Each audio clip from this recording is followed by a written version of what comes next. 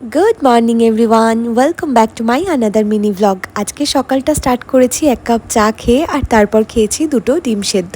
দেন স্নান টান কমপ্লিট করে চলে এলাম আমার বেসিক কিছু স্কিন কেয়ার করতে।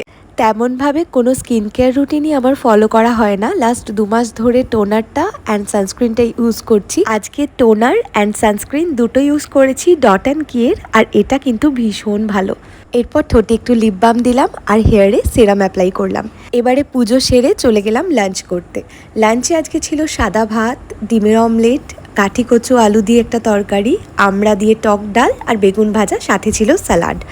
বিকেলে একটু বেরিয়েছিলাম আর ওয়েদারটা না ভীষণ সুন্দর ছিল।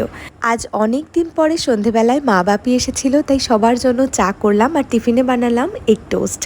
রিসেন্টলি ফেসবুকে মিউজিক দিয়ে কোনো ভিডিও দিলে সাথে সাথে কপিরাইট ক্লেম চলে আসছে।